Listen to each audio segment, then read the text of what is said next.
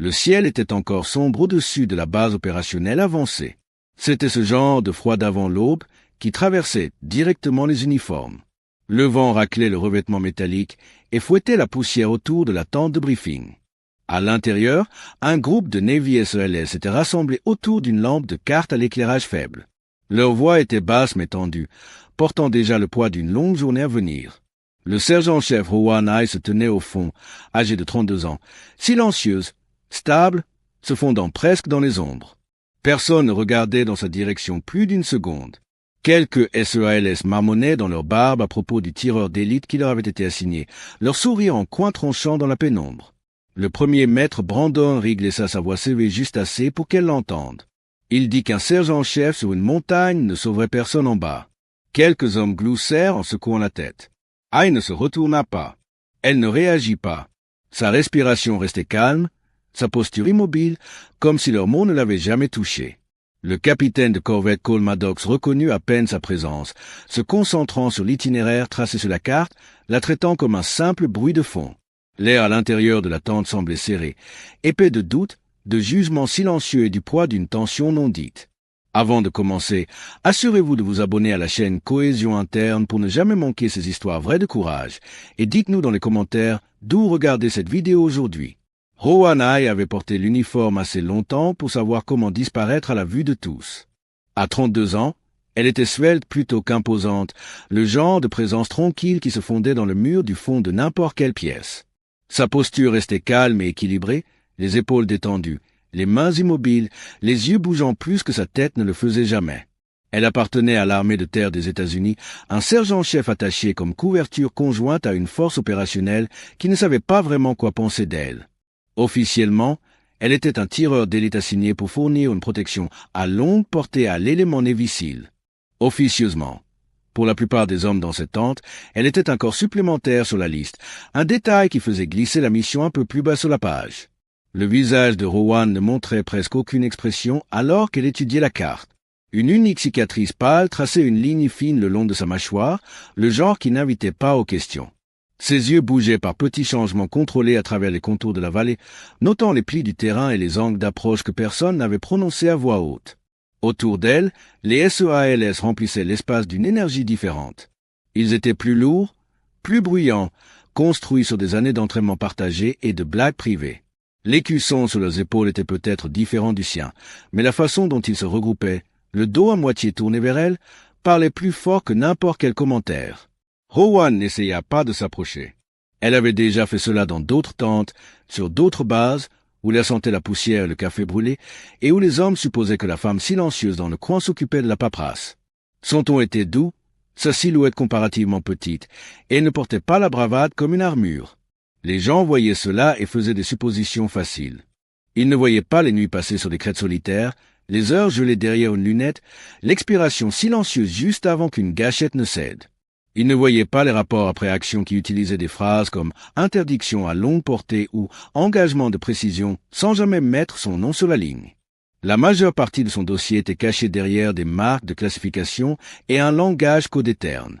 Il ne connaissait que l'indicatif d'appel, s'il savait quoi que ce soit. North Star, il l'avait suivi d'un déploiement à l'autre. Une étiquette silencieuse passait entre ceux qui avaient besoin d'une couverture en qui ils pouvaient avoir confiance. Les histoires à son sujet comportaient rarement des détails, seulement des résultats. Et les résultats ressemblaient à des patrouilles qui revenaient de vallées qui auraient dû les enterrer. Le capitaine de corvette Cole Maddox se tenait en tête de table, 38 ans, bâti comme quelqu'un qui avait porté un sac à dos la majeure partie de sa vie adulte. Les lignes au coin de ses yeux étaient sculptées par de longues opérations et des nuits sans repos. Il était concentré, les yeux rivés sur les marqueurs d'itinéraire alors qu'il traçait leur mouvement vers la vallée et le retour. Maddox était le commandant de la mission pour l'élément SEAL et la responsabilité reposait sur ses épaules comme une couche supplémentaire d'équipement. Il était déterminé, délibéré et sa confiance était une monnaie qu'il dépensait avec prudence. Les pièces rapportées en dehors de ses propres équipes serrées étaient des variables et il n'aimait pas les variables. Il n'avait rien dit de méchant à propos de Rowan, mais son silence avait des arêtes. Il parlait à ses chefs, à ses officiers mariniers, à l'interprète debout près de la porte. Il ne parlait pas au sergent-chef au fond, et ce choix en disait autant que n'importe quel commentaire aurait pu le faire. Le premier maître Brandon Riggs se tenait près du côté droit de Maddox, 40 ans, les bottes plantées comme s'il possédait le sol. Bourru et expérimenté, il avait participé à assez de combats pour croire qu'il avait déjà vu toutes les rues importantes. Son regard glissa sur Rowan avec un mépris ouvert, comme si elle faisait partie du mât de la tente au lieu de l'équipe. Riggs faisait confiance aux équipes établies de longue date et aux visages familiers. L'aide extérieure, surtout une aide extérieure silencieuse en uniforme de l'armée, ne figurait pas sur sa liste d'atouts. Ces blagues sur les snipers sur les montagnes qui ne sauvent pas les hommes en bas là où se fait le travail n'étaient pas censées être cruelles, mais elles atterrirent de cette façon tout de même. Près des radios, le maître Logan Pierce vérifiait les fréquences avec des mains agitées. À 26 ans, il était plus jeune que la plupart des hommes dans la tente, ses yeux vifs et perçants, son expression instable dans la lumière crue. Il remarquait plus qu'il ne le laissait paraître. Il observait comment Rowan se tenait, comment son attention ne dérivait jamais de la carte, comment sa respiration restait régulière alors que les autres changeaient de pied. Pierce sentait le poids des attitudes des hommes plus âgés et gardait la bouche fermée. Dans une pièce comme celle-ci, un jeune marin ne parlait pas pour défendre une étrangère, surtout pas une que tout le monde avait déjà radiée. Alors il regardait et écoutait et faisait semblant de se concentrer uniquement sur les vérifications radio. Près du rabat de la tente, le spécialiste Amir Rafi attendait avec son carnet coincé sous un bras. Il était l'interprète de la force partenaire, un local avec des années d'expérience à se déplacer entre les villages et les bases de patrouille. La vallée sur la carte n'était pas un ensemble de lignes pour lui. C'était un endroit où il avait marché et dont il se souvenait, un endroit avec des histoires chuchotées autour de feu bas. Quand Maddox fit une pause, Amir s'éclaircit la gorge et parla prudemment. « La vallée, dit-il, engloutit les hommes. Vous ne voyez pas ce qui vous tire dessus. » Ces mots restèrent suspendus dans l'air un moment, puis quelqu'un fit une remarque discrète sur la superstition. L'avertissement s'effaça sous des rires nerveux et des bruits de bottes. Rowan ne se joignit pas à la conversation. Elle garda les yeux sur la topographie, traçant des lignes de tir possibles dans son esprit, comptant les angles morts et les goulots d'étranglement qui favoriseraient l'ennemi. Elle voyait le danger là où les autres ne voyaient que de la distance à parcourir. Personne ne la voyait comme une voix de premier plan. Elle n'interrompit pas.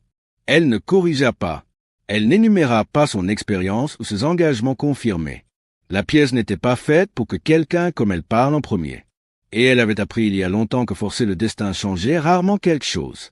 Lorsque le briefing se termina, les hommes dérivèrent vers la sortie par petits groupes, leur conversation tournant déjà vers les vérifications d'équipement et le timing. Rowan attendit que l'espace se vide, puis s'avança vers Maddox avec son calque de carte à la main. Son ton resta égal, sa posture respectueuse. Elle demanda un réseau radio dédié entre elle et Maddox une fois qu'elle serait sur la montagne. Pas de bavardage supplémentaire, pas de canal partagé avec quelqu'un d'autre. Juste une ligne claire de la vallée à la ligne de crête. Il hésita, la pause à peine plus longue qu'une respiration, pesant la demande contre ses propres instincts. À la fin, il hocha la tête, l'accordant comme une petite concession. Elle répondit par un simple merci et recula, sans insister pour plus. Alors que la tente se vidait complètement, elle plia sa carte, la glissa à l'abri et marcha seule sur la terre battue. Dehors, des groupes de SOALS plaisantaient doucement se dirigeant vers leur équipement, se heurtant les épaules, échangeant des remarques destinées à évacuer la nervosité. Rowan passa devant eux sans ralentir, se dirigeant vers le petit coin faiblement éclairé où sa mallette de fusil attendait. Il n'y avait pas de foule là-bas, pas de conversation facile, seulement le poids familier de l'acier et du verre. Elle s'agenouilla près de la mallette et l'ouvrit avec des mains prudentes. À l'intérieur, niché dans une mousse usée par des années d'utilisation, son fusil reposait exactement là où elle l'avait laissé, propre et prêt. Cousu dans la doublure intérieure de la mallette, presque caché sous une couche de tissu, se trouvait un vieil cusson de tireur d'élite. Les bords effilochés, les couleurs ternies par le temps. Les doigts de Rowan l'effleurèrent un instant. Un petit geste privé. Personne ne le vit. Personne ne connaissait les histoires derrière cet écusson ou les nuits qu'il représentait. Elle ferma la mallette, la souleva d'un mouvement fluide et marcha vers la montagne qui l'attendait. Aussi silencieux que jamais, le lever du soleil se déversa lentement sur la vallée alors que les SOALS traversaient la première ligne de crête, leurs bottes craquant sur la terre cuite par le soleil. L'air semblait étrangement immobile, comme si le vent lui-même avait été averti de rester silencieux. Le capitaine de corvette Cole Maddox maintenait un rythme rapide, poussant l'équipe vers l'avant avec la conviction que la vitesse était leur bouclier. Mais même lui jeta un coup d'œil au toit vide avec une mâchoire serrée. Des fenêtres qui étaient ouvertes quelques minutes plus tôt ne contenaient maintenant plus que des ténèbres. Un commerçant ferma sa porte sans les regarder. Les chiens qui aboyaient habituellement à chaque patrouille passant tombèrent dans un silence total. Même la poussière semblait peser plus lourd dans l'air. Le spécialiste ami Rafi marchait près de l'avant, les yeux balayant les toits, les ruelles, les charrettes abandonnées. Sa voix restait basse. « Cet endroit est mauvais, dit-il encore. » Mais Maddox lui fit signe d'avancer. Ils avaient un horaire, une cible à chasser. Au-dessus d'eux, Rowana grimpait seul, hissant son sac sur la roche déchiquetée. Sa respiration était calme. Même alors que la pente devenait plus raide, elle bougeait comme quelqu'un qui avait fait cette ascension dans 100 pays différents avec 100 tempêtes différentes derrière elle. En bas, Rick secoua la tête, marmonnant qu'elle ne verrait probablement rien de là-haut de toute façon. Alors que l'équipe s'enfonçait plus profondément, la vallée se resserra autour d'eux. Logan Pierce dériva vers un mur, fronçant les sourcils devant de faibles stries sombres le long de la pierre. « Ce sont des traces de feu, chuchota-t-il. » Rigg aboya un rire sec et les qualifia de vieilles histoires, mais le jeune homme ne sourit pas en retour. Rafi ralentit encore, scannant des ombres qui semblaient juste un peu trop immobiles. « Je n'aime pas ça, murmura-t-il. » L'avertissement atterrit plus durement cette fois, assez pour que Maddox jette un coup d'œil par-dessus son épaule avant de pousser à nouveau vers l'avant. Sur la montagne, Ai atteignit l'affleurement qu'elle avait choisi sur la carte des heures plus tôt. Elle se baissa, construisit sa cachette avec une précision exercée, glissa son fusil derrière les rochers et disparut dans le terrain comme s'il était fait de la même pierre. À travers sa lunette, la vallée s'ouvrit comme un livre. Chaque mouvement en bas était une phrase qu'elle pouvait lire. Elle vit les SEALS passer sous un balcon étroit avec des pabais rapides. Elle vit un volet de fenêtres se fermer derrière eux. Sa respiration restait lente, calme. Son doigt reposait près du commutateur radio, mais elle attendit. Elle attendait toujours jusqu'à ce qu'elle soit sûre. En bas, d'autres remarques flottaient à travers la patrouille. Rick dit que si les choses tournaient mal, elle leur parlerait probablement par radio d'oiseaux ou de nuages de poussière. Quelqu'un gloussa. Maddox restait silencieux, mais le doute dans ses yeux vacillait chaque fois qu'il vérifiait sa carte. Qu'auriez-vous fait à ce moment-là? Lui auriez-vous fait confiance ou l'auriez-vous rejeté? Vous aussi? La vallée répondit avant que quiconque ne le puisse. Un faible clic métallique résonna de quelque part devant, si doux qu'il toucha à peine l'air. Ai se figea derrière sa lunette. Sur un toit, une volée d'oiseaux explosa vers le ciel dans un battement d'ailes frénétique. Sa respiration ralentit encore plus. Elle le sentait. Le piège était déjà tendu. Elle appuya sur sa radio. « Actual, ici Northstar. Surveillez votre... » Sa voix se coupa alors que le signal grésillait, avalé par une statique épaisse. Elle essaya encore. Rien. Le message leur parvint comme un bruit brisé, une demi-phrase perdue dans les interférences. Les RLS l'ignorèrent. Maddox pensa que c'était la météo. Rick supposa qu'elle avait vu des ombres. Pierce fronça les sourcils, mais ne dit rien. Puis la vallée changea. Les rires s'estompèrent alors que le rythme des pas de l'équipe se brisait. Rafi arrêta soudainement de bouger, les yeux rivés sur quelque chose juste au-delà de la vue. La poussière dérivait selon un étrange motif tourbillonnant le long du mur éloigné. L'air semblait lourd, épais, chargé d'une électricité que personne ne pouvait nommer. Tout le monde le sentait. Personne ne le comprenait. Ai déplaça son fusil d'un seul pouce, les yeux se plissant sur un coin distant où le mouvement ne correspondait pas au vent. Elle chuchota presque trop doucement pour être entendue. « Ça y est !» Et puis le sol derrière les SEALS entra en éruption dans un déchirement de feu et de terre. L'explosion secoua la vallée, scellant la sortie, coupant leur chemin de retour. Le conflit montant avait commencé. Rowana resta parfaitement immobile à l'intérieur de sa cachette rocheuse, le monde au-dessous d'elle rétrécissant dans le cercle étroit et contrôlé de sa lunette. À travers ce verre, les ombres bougeaient sur les toits de manière qui n'était pas naturelle. Elle ne dérivait pas, elle n'errait pas. Elle se déplaçait avec discipline, glissant d'une position couverte à une autre. Chaque mouvement couplé à un autre plus bas dans la vallée. Ce n'était pas de la panique, ce n'était pas du hasard. C'étaient des combattants qui avaient répété cela. Ses doigts se resserrèrent autour de la crosse du fusil. Les angles des toits, l'espacement des ruelles, la façon dont les ombres poussaient toutes vers l'intérieur, cela formait une forme qu'elle ne connaissait que trop bien. Une killbox de montagne. Propre, efficace, conçue pour engloutir des équipes entières. En bas, les SEALS marchaient sur le qui-vive sans savoir pourquoi. Leurs pas étaient un peu plus courts maintenant. Leurs voix tombèrent dans un quasi-silence. Chaque homme sentait que quelque chose n'allait pas, mais aucun ne pouvait le nommer. L'ennemi avait scellé leur sortie en silence, les pliant plus profondément dans le piège.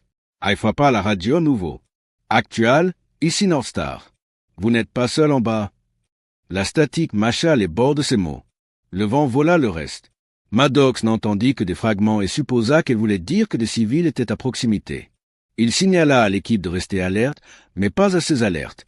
Les yeux de Haï ne quittèrent jamais la lunette. Elle mesurait la direction du vent en regardant une faible boucle de poussière se soulever d'un toit distant.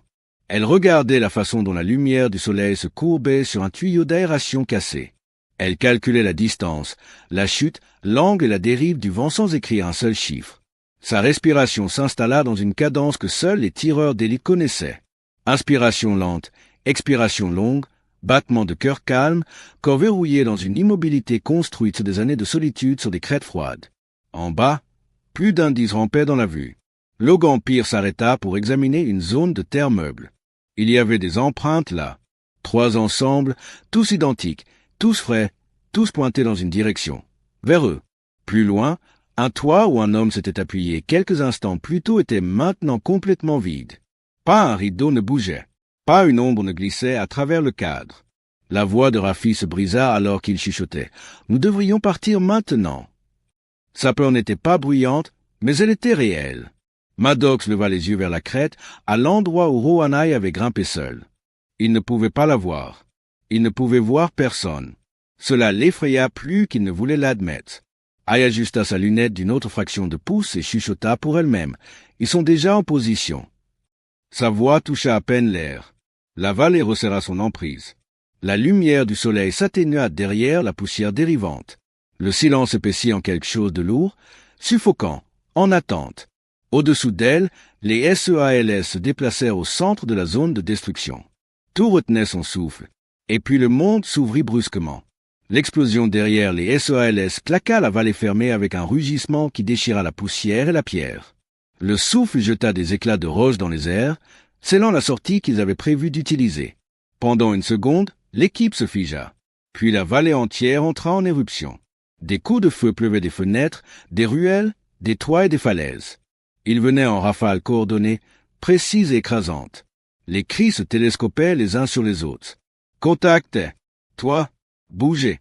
Nous sommes cloués! » Les balles claquaient près de leur tête, faisant des étincelles sur les murs de pierre et poinçonnant la terre sèche. Des nuages de poussière avalaient les ruelles étroites, étouffant la visibilité. Les SEALS se dispersèrent derrière des murs brisés, traînant les blessés à couvert tout en essayant de riposter par de courtes rafales. Le premier maître Brandon Rigg se pressa derrière une charrette brisée, les yeux écarquillés par la réalisation soudaine de combien ils avaient eu tort. « Nous sommes encerclés !» cria-t-il, la voix se brisant avec la vérité qu'aucun d'eux ne pouvait nier. Maddox saisit sa radio, appelant un soutien aérien rapproché, n'importe quoi dans le ciel qui pourrait briser l'embuscade. La réponse le frappa comme un coup de poing. La météo clouait au sol chaque aéronef. Pas d'oiseaux, pas de soutien, pas de cavalerie. Ils étaient seuls. Ou du moins le pensaient-ils. Sur la montagne, Rohanai regardait la killbox entière se dérouler avec une clarté terrifiante. À travers sa lunette, elle voyait les éclairs de bouche fleurir comme de minuscules éclatements, de feu à travers les toits et les crêtes. Elle voyait l'ennemi se préparer à resserrer le nain. Elle n'attendit pas la permission. Son premier tir craqua à travers la vallée comme un coup de tonnerre. Un combattant levant un lance-roquette se figea au milieu de son mouvement, puis s'effondra, le lanceur tombant inoffensivement de ses mains. Les SEALS sursautèrent sous le choc. Personne n'avait vu ce tireur. Personne ne savait d'où venait le tir. Un second craquement suivit, propre et contrôlé. Le mitrailleur qui clouait Pierce devint mou, tombant du toit. Pierce regarda vers le haut, incrédule. Maddox pressa sa radio à nouveau.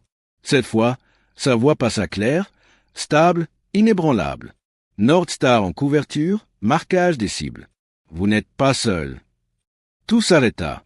Pas les balles, pas le chaos, mais la peur. La confusion saigna dans l'espoir. Rigg, qui s'était moqué d'elle des heures plus tôt, regarda fixement vers les collines avec une expression stupéfaite. Pierce chuchota la vérité dans sa barbe. C'est elle là-haut.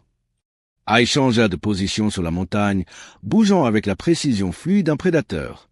Elle chassait les équipes ennemies avant qu'elles ne puissent flanquer les SEALS. Elle regardait la vallée comme une carte vivante, ne tirant que lorsque le coup comptait, ne gaspillant jamais une seule cartouche. Une escouade essayant d'encercler Maddox par derrière ne dépassa jamais la petite montée. Hay les fit tomber un par un avant même que les SEALS ne sachent que le danger existait. Sa respiration restait régulière. Ses mains ne tremblaient pas. Son monde s'était rétréci aux distances, aux angles et au timing. En bas, Maddox échangea un regard avec Rick, une confession silencieuse. Il l'avait jugé sur son silence, sur sa taille, sur son écusson, pas sur son expérience.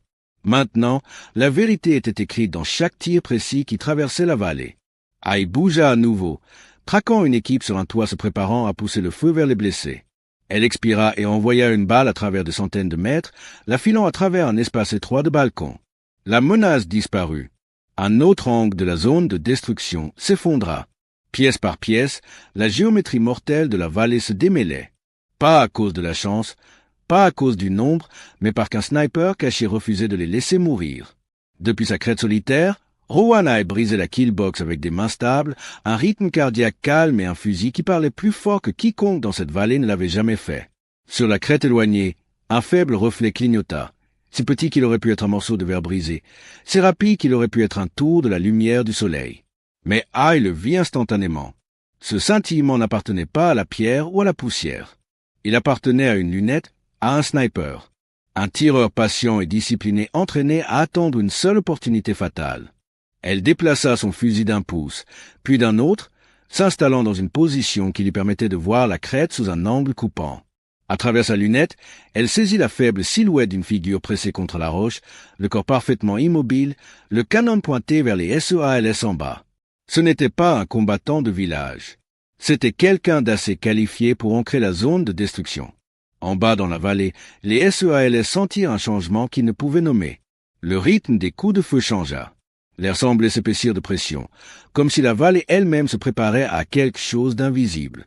Les instincts de Maddox se resserrèrent autour du silence soudain entre les tirs. Il saisit la radio. « North Star, est-ce que vous le voyez ?» Sa voix portait une pointe. Pas de la peur, mais le poids de savoir que quelqu'un sur la montagne tenait maintenant leur destin entre ses mains. Hay ne cligna pas des yeux. Elle respira une fois, longuement et de manière contrôlée. Puis sa voix reflua à travers la radio. Douce, stable, certaine. Je vois tout sur la crête. Le sniper ennemi s'ajusta légèrement, le petit mouvement suffisant pour que Hay lise la distance, la dérive du vent et l'angle de la prise dont elle avait besoin. Son rythme cardiaque ralentit en un rythme discipliné. Elle attendit le moindre changement. L'inspiration du sniper, la tension avant une pression de gâchette. Puis elle expira. Un tir parfait craqua à travers la vallée. À travers sa lunette, elle regarda le corps du sniper ennemi se convulser, puis devenir complètement immobile, le fusil glissant des mains sans vie. La poussière s'installa autour de lui alors que sa forme s'affaissait dans les rochers, mettant fin à la menace avec une finalité tranquille. En bas, la fusillade sembla faire une pause comme si la vallée elle-même reconnaissait ce qui venait de se passer. Les SEALS ne virent pas le duel, mais ils sentirent le poids se lever. La pression invisible, le danger caché s'évaporèrent en un instant. Rick abaissa son arme, son souffle se libérant tremblant. Pierce se figea au milieu du rechargement, les yeux s'écarquillant de réalisation. Maddox se tourna vers la crête, bien qu'il ne pût pas la voir à travers la distance. Le silence balaya l'équipe, pas le genre craintif, mais le genre né de la compréhension. Ils savaient enfin. Le sergent-chef silencieux qu'ils avaient négligé, sous-estimé et balayé, venait de sauver chacun d'entre eux. Pas en criant, pas en exigeant du respect, mais en faisant ce qu'elle avait toujours fait. Protéger des vies avec des mains stables et une voix calme. La révélation vint par l'action, par la précision des damnés sur lesquels personne ne l'avait jamais interrogée. Et maintenant, sans dire un mot, Rowan Hay leur avait montré exactement qui elle était vraiment. L'assaut final de l'ennemi vint comme une vague désespérée, bruyante au début, furieuse, puis soudainement mince et inégale alors que les tirs de Hay taillaient dans son élan. Chaque fois qu'un combattant essayait de pousser vers l'avant, une seule balle du flanc de la montagne coupait court à l'avance. Le rythme coordonné de l'embuscade se fractura, la killbox se démêlant plus vite que l'ennemi ne pouvait la reconstruire. En quelques minutes, les coups de feu s'éteignirent, remplacés par des rafales dispersées et paniquées qui s'effacèrent rapidement dans le silence. Maddox regarda autour de son équipe, meurtrie, couverte de poussière, respirant fort. Ils étaient vivants, tous. Et ce n'était pas à cause de quoi que ce soit qu'ils avaient fait seul en bas. C'était parce que quelqu'un sur une crête froide avait refusé de manquer sa cible. « North Star !» appela Maddox dans la radio, sa voix se stabilisant. « Guidez-nous vers la sortie. » Aïe avait déjà cartographié le chemin. De sa vue élevée, elle avait vu les brèches, les angles, les routes d'approche. L'ennemi n'avait pas couvert toutes les zones. Elle se déplaça devant eux le long de la montagne, changeant sa position avec une précision prudente, alignant des tirs seulement lorsque c'était nécessaire. Sa voix passa, calme comme toujours. Déplacez-vous de 200 mètres vers l'ouest. Restez bas, un tireur devant derrière un mur de pierre. Les SLS suivirent ces instructions exactement. Un craquement résonna d'en haut, et alors qu'il contournait le virage, il vit un fusil solitaire gisant abandonné derrière le mur. Aïe avait dégagé la voie bien avant qu'il n'arrive.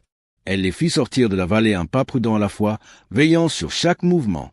Lorsque l'ennemi tenta un dernier flanquement le long d'une crête étroite, elle les attrapa avant même qu'ils ne soient proches. 3 coups, mesurés, espacés, finaux, et la dernière menace se dissolut dans la poussière. Au moment où les SEALS atteignirent le bord extérieur de la vallée, le soleil avait plongé plus bas, jetant de longues ombres à travers les montagnes. Leurs uniformes étaient déchirés, leurs bottes couvertes de terre, l'adrénaline depuis longtemps dépensée. Chaque homme portait le poids de ce qui avait failli arriver et la vérité de qui l'avait arrêté. Lorsqu'ils trébuchèrent à travers les portes de la base opérationnelle avancée, le bruit habituel du complexe s'adoucit. Les équipes d'évacuation sanitaire se précipitèrent vers les blessés, mais le reste de la base s'arrêta, attiré par la vue d'une équipe qui n'aurait pas dû revenir en un seul morceau. Aïe n'entra pas avec la patrouille. Elle arriva par le chemin de montagne, les bottes silencieuses, le fusil en bandoulière, le visage taché de poussière. Elle semblait aussi calme qu'elle l'avait été à l'aube, comme si elle ne venait pas de porter une équipe entière sur ses épaules. Plus tard, dans la salle de débriefing, les lumières fluorescentes bourdonnaient au-dessus des rangées d'opérateurs épuisés. Maddox se tenait à l'avant, l'équipement encore sur lui, la poussière striant son visage. Il parla sans hésitation. « Le sergent-chef Rowan Aïe a sauvé toute mon équipe aujourd'hui. » Il n'y eut pas de pause dramatique, pas d'embellissement, juste la vérité, propre et indéniable. La salle devint immobile, le genre de silence qui n'était pas vide, le genre qui portait le respect. Riggs s'avança lentement. Sa voix était basse, dépouillée d'orgueil ou d'excuses. « Sergent-chef, je vous ai très mal jugé. Je suis désolé. » Aïe croisa ses yeux un bref instant, puis fit un petit signe de tête. Pas de discours, pas d'amertume. Elle reconnut simplement ces mots, tenant toujours son kit, toujours la même silhouette silencieuse qu'elle avait été ce matin-là. Mais tout autour d'elle avait changé. Les SEALS qui avaient ri la regardaient maintenant avec quelque chose de plus profond que de l'admiration, avec la compréhension que sur ces crêtes, elle avait fait des choix qui avaient gardé chacun d'eux en vie. Et elle l'avait fait sans demander de remerciements, sans exiger de reconnaissance, sans jamais élever la voix. La vallée avait montré la vérité. Il ne l'oublierait jamais. La nouvelle voyagea vite sur la base. C'était toujours le cas après une mauvaise journée. Mais cette fois, l'histoire portait quelque chose de différent dans son ton. Les hommes parlaient de la crête, du sniper unique qui avait brisé une embuscade grande ouverte. Ils chuchotaient à propos des tirs impossibles, de la voix calme sur la radio, du gardien invisible qui avait veillé sur la vallée. Personne ne disait son nom fort, mais tout le monde savait qui c'était. Rowan Aïe ne voulait rien de tout cela. Pendant que les autres parlaient, elle était assise à sa petite table en métal dans l'armurerie, démontant son fusil avec les mêmes mains stables qu'elle avait utilisées sur la montagne. Le monde à l'extérieur de la porte bourdonnait d'énergie, mais elle restait tranquille, essuyant le canon, vérifiant la culasse, nettoyant chaque surface avec des mouvements lents et patients. La reconnaissance n'avait jamais été le but. La survie l'était. La précision l'était. Son travail était la partie que personne d'autre ne voyait jamais. Même les plus jeunes soldats qui, autrefois, passaient devant elle sans un second regard, s'écartaient maintenant respectueusement lorsqu'elle traversait le réfectoire. Ils s'écartaient, offrant de petits signes de tête, le genre donné à quelqu'un qui avait gagné une place bien au-delà de son rang. Aïe les reconnaissait d'un signe de tête tranquille, ne s'attardant jamais, n'invitant jamais l'attention. Le capitaine de corvette Maddox tint sa parole. Sa citation remonta à la chaîne de commandement, détaillée, factuelle, écrite avec la gravité de quelqu'un qui comprenait enfin ce qui s'était tenu derrière lui tout ce temps. Il ne dramatisa pas les événements. Il n'exagéra pas. Il dit simplement la vérité. Un sergent-chef sur une montagne a sauvé son équipe quand personne d'autre ne le pouvait. Cette nuit-là, Quand la base s'installa enfin et que le bruit s'effaça en bourdonnement lointain, Aïe marcha vers la même crête d'où elle avait combattu. Les étoiles pendaient basses et brillantes, dispersées à travers le ciel noir comme des tirs traçants distants, figés dans le temps. Elle resta là un long moment, respirant l'air froid, regardant la vallée qui avait failli engloutir toute son équipe. Là-haut, seule à nouveau, elle ne ressentait aucune fierté, aucun triomphe, seulement une réflexion tranquille. Le calme était là où elle vivait. Le calme était là où elle combattait. Le calme était là où elle sauvait des vies. Certains héros se tiennent dans les foules. D'autres sauvent des vies seuls avec une seule respiration stable. La vraie force ne crie pas. Elle observe depuis la crête, protégeant ceux qui ne l'ont jamais vu venir. Il y a des guerriers dont les histoires n'apparaissent jamais dans les gros titres, dont le courage ne se mesure pas en médailles ou en cérémonies, mais dans les moments calmes où tout aurait pu être perdu et où ils ont choisi de tenir bon. Leurs victoires sont souvent invisibles, menées en silence, façonnées par des mains stables et des esprits calmes quand d'autres sont submergés par la peur. Ce sont les protecteurs silencieux, ceux qui tiennent la ligne sans avoir besoin de reconnaissance, ceux qui regardent depuis les bords, depuis les montagnes, depuis les ombres. Ils sont les quelques disciplinés qui gardent des vies simplement parce que c'est leur devoir, leur vocation, leur promesse. Si vous avez aimé cette histoire, abonnez-vous à la chaîne Cohésion Interne pour plus d'histoires militaires et de vétérans. Ces histoires gardent le courage vivant pour les générations à venir.